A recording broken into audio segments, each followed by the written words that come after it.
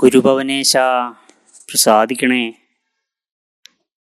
ഭക്തർക്കായി ഭക്തനായ ഈ പാലനാട് സന്തോഷ് നമ്പൂതിരി ഭഗവാന്റെ കാര്യങ്ങൾ പറയണതിൻ്റെ മുമ്പേ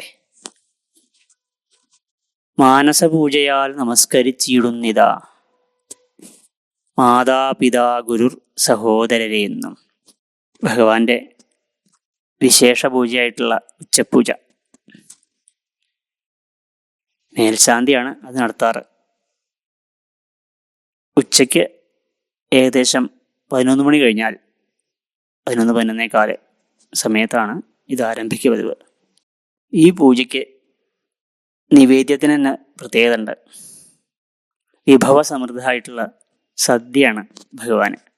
വെള്ളനീദ്യം, പാൽപ്പായസം ഇതൊക്കെ ഉണ്ട്. അതുകൂടാതെ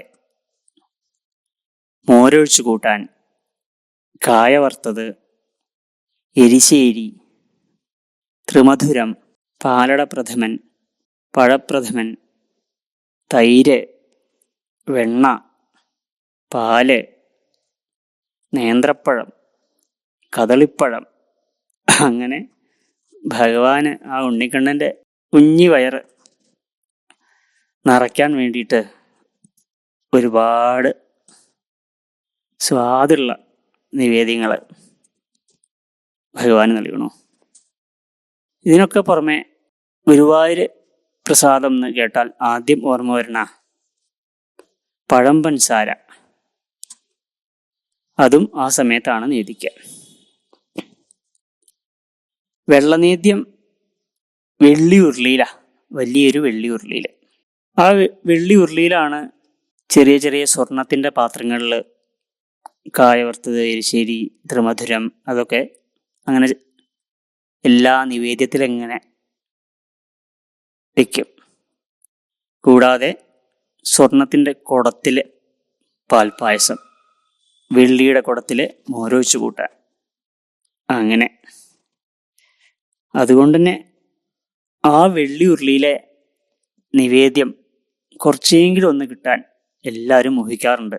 എല്ലാവരുടെ മോഹം പോലെ ആ വെള്ളി ഉരുളിയിലത്തെ നിവേദ്യം ദിവസേന പ്രസാദകൂട്ടിന് നൽകാറുമുണ്ട്. ഭഗവാന്റെ പ്രസാദം തന്നെയാണ് ഭക്തർ കഴിക്കുന്നത്. കലശക്കാലത്തും ഉത്സവകാലത്തും വെള്ളനേദ്യം വെള്ളി ഉരുളിയിലല്ല കേട്ടോ, സ്വർണ്ണ ഉരുളിയിലാണ്. അങ്ങനെ ഉച്ചപൂജ ഇതെല്ലാം കഴിച്ച് വയറ് നിറഞ്ഞ് സന്തോഷമായിട്ടിരിക്കുന്ന ഉണ്ണിക്കണ്ണന് പിന്നെ അലങ്കാരമാണ്.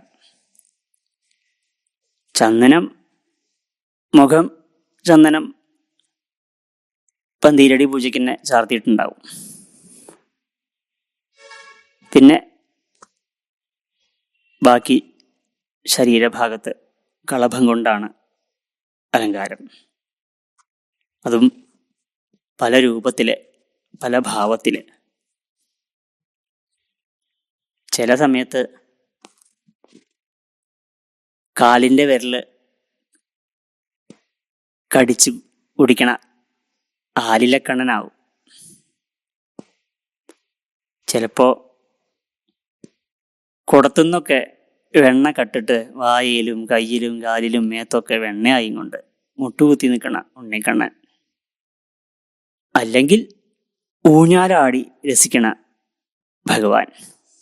അല്ലെങ്കിൽ വികൃതി കാണിച്ചപ്പോൾ അമ്മ ഒരല് കെട്ടിയിട്ടുമല്ലോ, ആ ഒരലും കൊണ്ട് വലിച്ചു നടക്കണ ദാമോദരനായും കൊണ്ട് എല്ലാവരെയും രക്ഷിക്കാൻ ഗോവർദ്ധനധാരിയായിട്ട് ചില സമയത്ത് ഭഗവാൻ പ്രത്യക്ഷപ്പെടാറുണ്ട്. ആർക്കും അസുഖങ്ങളൊന്നും ഇല്ലാണ്ടിരിക്കാൻ ധന്വന്തരമൂർത്തിയായിട്ടും ഭഗവാൻ പലപ്പോഴും പ്രത്യക്ഷപ്പെടുന്നു. അങ്ങനെ പല രൂപത്തിൽ ഭാവങ്ങൾ പറഞ്ഞാൽ തീരില്ല, അത്രയ്ക്കുണ്ട്. പട്ടുകൾ, മാലകൾ എല്ലാം നല്ല ഭംഗിയിൽ ചാർത്തിയിട്ടുണ്ടാവും.